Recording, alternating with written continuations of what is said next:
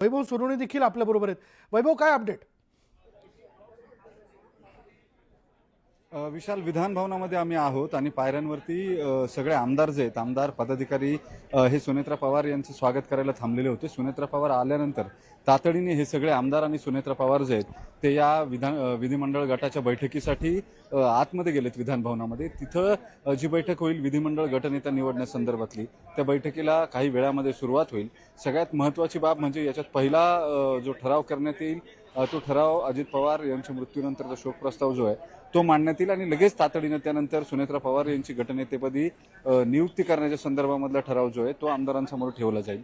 हे सगळं झाल्यानंतर इतर काही महत्त्वाचे निर्णय पक्षात, ज्याच्यामध्ये मंत्रिमंडळामध्ये आणखी कोणाचा समावेश करायचा आहे, त्याच्यामध्ये धनंजय मुंडे यांच्या नावाचा प्रस्ताव जो आहे तो सुद्धा येऊ शकतो।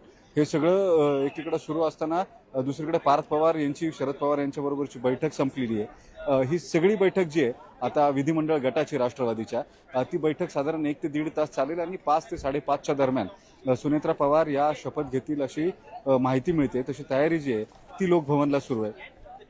मात्र हा शपथविधी जो आहे तो अत्यंत साध्या पद्धतीनं करण्यात येणार आहे। केवळ मुख्यमंत्री, उपमुख्यमंत्री, राज्यपाल आणि जे उपस्थित आमदार आहे यांच्या उपस्थितीमध्येच हा शपथविधी जो आहे तो करण्यात येईल असं तुर्तास सूत्रांकडून सांगितले जाते।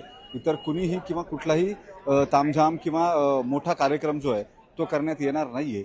या दरम्यानच्या काळामध्ये राष्ट्रवादीमध्ये जे एक रस्सीखेच सुरू होती, सत्ता संघर्ष जो सुरू होता तो आता नेमका कुठल्या टप्प्यावरती आहे हे पाहणं सगळ्यात महत्त्वाचं ठरणार आहे। पार्थ पवार हे शरद पवारांनी पत्रकार परिषद घेतल्यानंतर बारामतीत शरद पवारांच्या भेटीसाठी गेलेले होते। जवळपास 2 तासापेक्षा जास्त वेळ ते शरद पवारांच्या आणि कुटुंबियांच्या भेटीसाठी गोविंद बागेमध्ये थांबलेले होते। त्यामुळे तिथं नेमकी काय चर्चा झाली आहे या सगळ्या विषयावरती नेमकं तिथं काय मंथन झाले किंवा शरद पवारांनी पुन्हा काय भूमिका घेतली आहे हे अजून स्पष्ट होऊ शकलेलं नाहीये।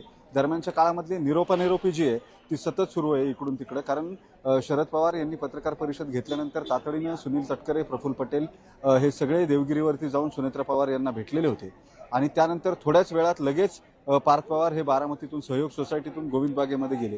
तिथं 2-2.25 तास त्यांनी इतर पवार कुटुंबियांबरोबर चर्चा केली, ज्याच्यामध्ये रोहित पवार, युगेंद्र, सुप्रिया सुळे, आणखी राजेंद्र पवार, त्याचबरोबर शरद पवार हे सगळे तिथं होते। या सगळ्यांबरोबर चर्चा केल्यानंतर 2-2.25 तासानंतर ते तिथून बाहेर पडले। त्यामुळे तिथं नेमकी काय चर्चा झाली, जो एक मोठा क्लॅश दिसत होता किंवा टग ऑफ वॉर जे दिसत होतं सतत, की आपल्या ताब्यातली सत्ता इतर कोणाच्या ताब्यामध्ये जाऊ नये, त्यासाठी जी धावपळ करण्यात आली किंवा त्यासाठी जी पळापळ करण्यात आली ती पळापळ लक्षात आलेली होती किंवा त्यावरून काहीशी टीका जी आहे ती सुरू झालेली होती। त्याच्यामुळे या शपथविधीचा नकारात्मक परिणाम जो आहे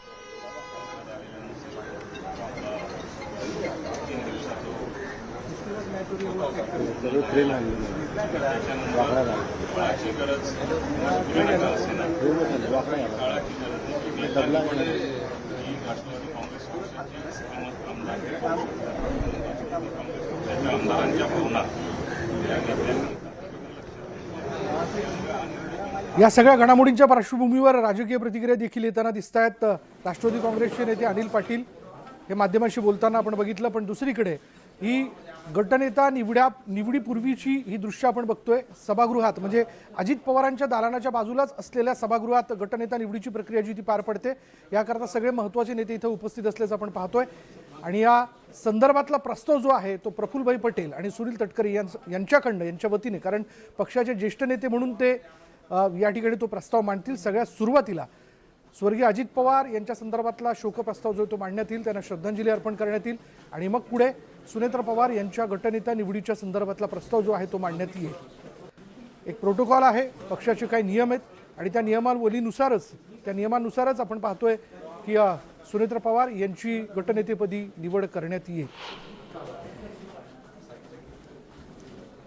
ही 2 दृश्य विधान भवनात दाखल झाल्यानंतरची ही दृश्य आपण बघतोय। सुनेत्रा पवार राष्ट्रवादी काँग्रेसच्या सगळ्या महत्त्वाच्या नेत्यांबरोबर इथे उपस्थित झाल्या आणि दुसरीकडे अजित पवार ज्या दालनात विधिमंडळाच्या अधिवेशनाच्या दरम्यान बसायचे त्याच दालनाच्या बाजूला असलेल्या सभागृहामध्ये, त्या हॉलमध्ये गटनेता निवडीच्या संदर्भातली प्रक्रिया जी ती पार पडते। यावेळी राष्ट्रवादी काँग्रेसचे सगळेच महत्त्वाचे नेते जे आहेत ते उपस्थित असल्याचं आपण बघतोय। सुनील तटकरे असतील, प्रफुल्ल पटेल असतील, छगन भुजबळ असतील, धनंजय मुंडे असतील, अनिल पाटील असतील, संजय बनसोडे या ठिकाणी उपस्थित असल्याचं आपण बघतोय. राष्ट्रवादी काँग्रेसचे सगळेच महत्त्वाचे नेते आणि आमदार या ठिकाणी उपस्थित आहेत. पक्षाचे ज्येष्ठ नेता म्हणून सुनील तटकरे सगळ्यात सुरुवातीला दादांच्या संदर्भातला म्हणजे स्वर्गीय अजित पवार यांच्या संदर्भातला शोक प्रस्ताव या ठिकाणी मांडतील. त्यांना श्रद्धांजली अर्पण करण्यात येईल आणि त्यानंतर गटनेता निवडीच्या संदर्भातला प्रस्ताव जो आहे तो या सभागृहात मांडण्यात येईल. अधिक माहिती आपण जाणून घेणार आहोत. आमचे प्रतिनिधी राहुल जोरी आपल्याबरोबर आहेत. राहुल, तुझ्याकडे काय अपडेट?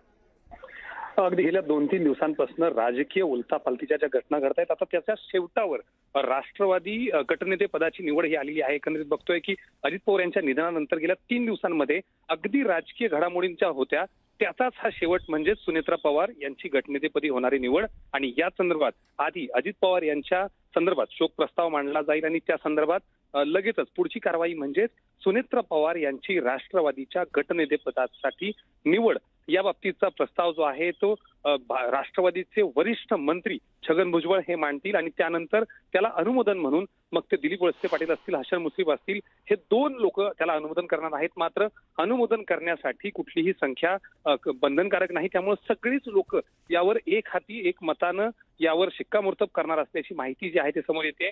छगन भुजबळ यांनी हा प्रस्ताव मांडल्यानंतर आता ज्यावेळी गटनेते पदाची निवड होईल त्यावेळी संबंधित गटनेते पदाचं राष्ट्रवादी पक्षाचं एक पत्र घेऊन मुख्यमंत्री देवेंद्र फडणवीस यांच्याकडे राष्ट्रवादीचे प्रतिनिधी जातील आणि ते पत्र मुख्यमंत्री देवेंद्र फडणवीस यांना दिलं जाईल. त्यानंतर जी घडामोड आहे ती देखील तितकीच महत्वाची, कारण मुख्यमंत्री देवेंद्र फडणवीस यांना गटनेतेपदी निवड झाल्यानंतर जर सुनेत्रा पवार यांचा मंत्रिमंडळात म्हणजेच उपमुख्यमंत्री पदावर जर शपथविधी करायचा असेल तर त्या संदर्भातला निरोप किंवा त्या संदर्भातलं पत्र जे आहे ते राजभवनावर राज्यपाल यांच्याकडे पाठवावं लागेल. म्हणजेच आज सकाळी आशिष शेलार यांनी सुनेत्रा पवार यांची तिथे जाऊन भेट घेतली होती. कायदेशीर प्रक्रिया, कायदेशीर बाजू या समजून सांगितल्या होत्या. आशिष शेलार हे फक्त भाजपचे मंत्रीच नाही तर स्वतः एक निष्णात वकील आहेत आणि त्यामुळे कायदेशीर प्रक्रियामध्ये ज्या ज्या ठिकाणी त्यांची मदत लागेल ती देखील घेतली जाईल आणि त्यानंतर तेच पत्र घेऊन राज्यभवनाकडे भाजपचे प्रतिनिधी किंवा भाजपचा एखादा वरिष्ठ मंत्री हा जाऊ शकतो आणि त्यानंतर राजभवनावरून निरोप जो आहे तो शपथविधीसाठी सुनेत्रा पवार यांना येऊ शकतो. त्यामुळे आज दिवसभरातल्या घडणाऱ्या घटनेपैकी सगळ्यात महत्वाची तितकीच निर्णायक अशी गोष्ट संध्याकाळी 5:30च्या सुमारास सुनेत्रा पवार यांचा अगदी छोटेखानी असा शपथविधी पार पडेल हे जवळपास निश्चित झालंय. पण एक चर्चा अशी पण आहे राहुल, जे कानावरती येताना दिसतंय किंवा एकूणच राजकीय वर्तुळात ही चर्चा आहे, केवळ सुनेत्रा पवार यांचाच उपमुख्यमंत्रीपदाचा शपथविधी होईल की धनंजय मुंडे यांचं नाव पुढे येताना दिसतंय, अनिल पाटील यांचं नाव मंत्रिपदाच्या संदर्भात पुढे येताना दिसतंय, ते देखील आज केलं जाऊ शकतं. नेमकं काय?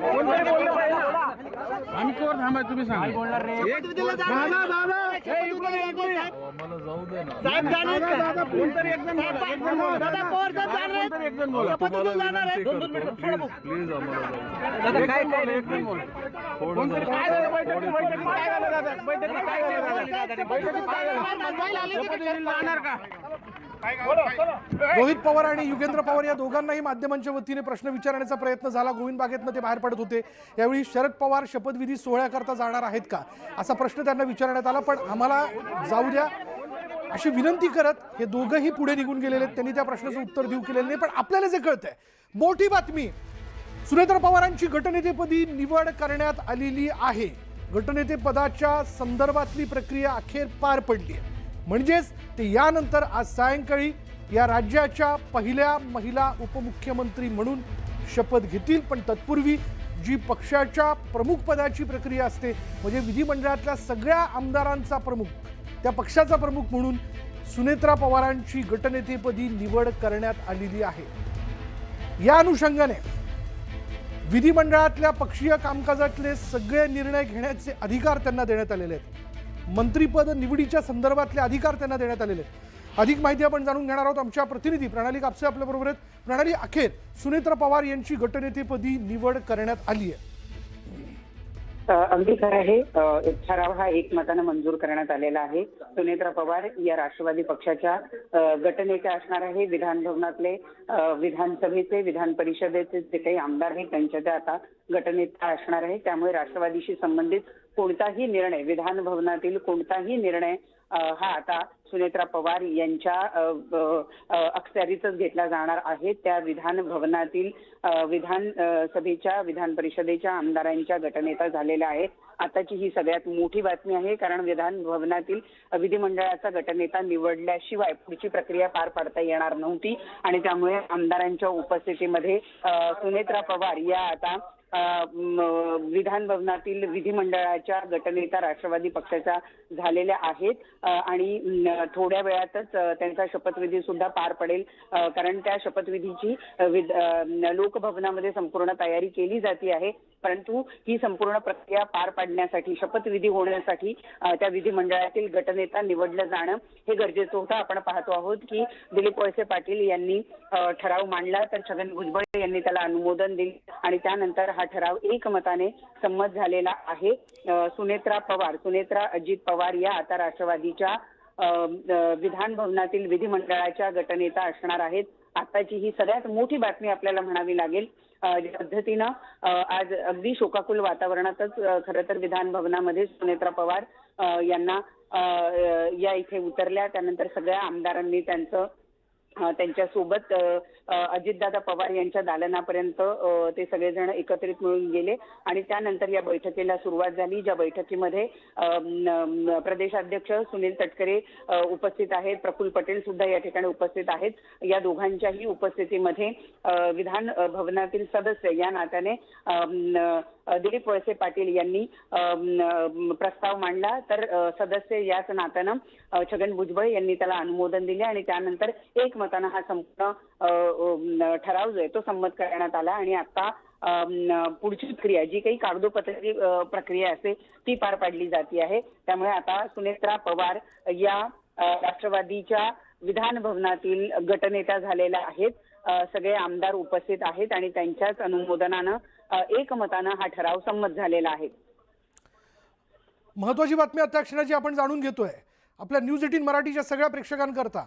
अखेर गटनेतेपदी सुनेत्रा पवार यांची एकमताने निवड करण्यात आलेली आहे. त्याची दृश्य आपण बघतोय.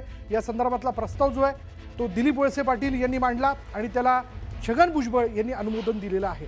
आणि आता नियमानुसार या ठिकाणी जर आपण पाहिलं तर विधिमंडळातील दोन्ही सभागृहांमधील राष्ट्रवादी काँग्रेसच्या आमदारांच्या प्रमुख म्हणजे गटनेता असतील त्या सुनेत्रा पवार. या विधिमंडळ कामकाजाच्या बाबतीत म्हणजे राष्ट्रवादी काँग्रेसच्या एकूणच कामकाजाच्या बाबतीत सगळे निर्णय घेण्याचे अधिकार जे ते एकमुखाने त्यांना देण्यात आलेले आहेत. सगळं कामकाज त्यांच्या अखत्यारीत करण्यात येईल, त्यांच्या अनुमोदनानुसार करण्यात येईल आणि म्हणून त्यांना गटनेता या ठिकाणी करण्यात आल्याचं आपण बघतोय. आज सायंकाळी त्या उपमुख्यमंत्री पदाची देखील शपथ घेतील, पण तत्पूर्वी त्यांना गटनेता म्हणून एकमुखाने निवडण्यात आलेलं आहे.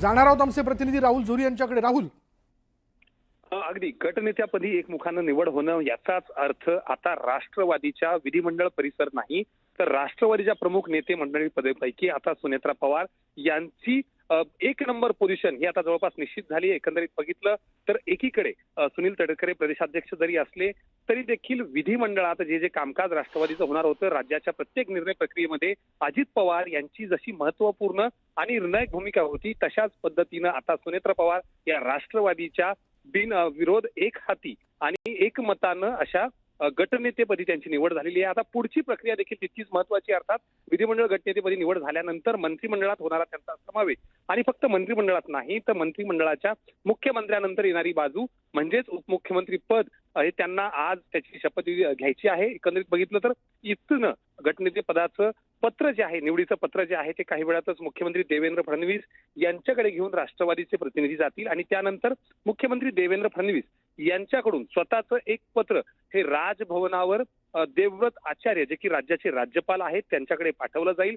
त्यानंतर सुनेत्रा पवार यांना शपथविधीच्या निरोपासंदर्भात हालचाली ज्या आहेत त्या तीव्र होतील. आज संध्याकाळी साधारण 5:30च्या सुमारास अतिशय छोटेखानी असा फक्त 10 मिनिटं, अगदी काही मिनिटांचा हा शपथविधी सोहळा पार पडणार आहे आणि त्यामुळं आज फक्त आणि फक्त सुनेत्रा पवार यांचा होणारा शपथविधीच हाच निश्चित आहे. येत्या काळात राष्ट्रवादीकडे असणारी खाती असतील, राष्ट्रवादी खात्याची अदलाबदल असेल किंवा इतर गोष्टींचा निर्णय मात्र अद्याप होणार नाही. यापुढे येत्या काळात जर आपण बघितलं तर काही दिवसांमध्येच आता विधिमंडळाच्या अधिवेशनाला सुरुवात होईल आणि त्यावेळी इतर खाती किंवा त्या बाबतीतचे निर्णय जे आहेत त्यावेळी होऊ शकतात. मात्र सध्या तरी अगदी 2च दिवसांपासून सुरू असणाऱ्या मोठ्या राजकीय धावपळींना किंवा घडामोडींना आज सुनेत्रा पवार यांच्या शपथविधीनंतर काहीसा ब्रेक लागेल असंच म्हणावं लागेल. विशाल, मोठी बातमी आता क्षणाची आपण बघतोय. सुनेत्रा पवार यांची राष्ट्रवादी काँग्रेसच्या गटनेतेपदी निवड करण्यात आलेली आहे. या संदर्भातला प्रस्ताव दिलीप वळसे पाटील यांनी मांडला होता आणि त्यांना या प्रस्तावाला सगळ्याच आमदारांनी, उपस्थित नेत्यांनी एकमुखाने अनुमोदन दिलं. पण महत्त्वाचं अनुमोदन या सगळ्या याच्यातलं जे आपण बघतोय छगन भुजबळांच्या वतीने देण्यात आलं, नंतर इतर सगळ्यांच्याच वतीने ते अनुमोदन जे ते देण्यात आल्याचं आपण बघतोय. म्हणजे याचाच अर्थ राष्ट्रवादी काँग्रेसच्या प्रमुख म्हणून आता सुनेत्रा पवार यांच्याकडे सगळी जबाबदारी देण्यात आलेली आहे. विधिमंडळ सभागृहातील दोन्ही सभागृहातील म्हणजे विधान परिषद, त्याचबरोबर विधानसभा इथल्या राष्ट्रवादी काँग्रेसच्या आमदारांच्या प्रमुख म्हणून यापुढे सुनेत्रा पवार यांच्या अखत्यारीमध्ये सगळं कामकाज जे ते केलं जाईल. जसं राहुलने आपल्याला सांगितलं की या पक्षातली नंबर 1ची जागा जी आहे, पोझिशन जी आहे ती आता सुनेत्रा पवार यांना देण्यात आलेली आहे.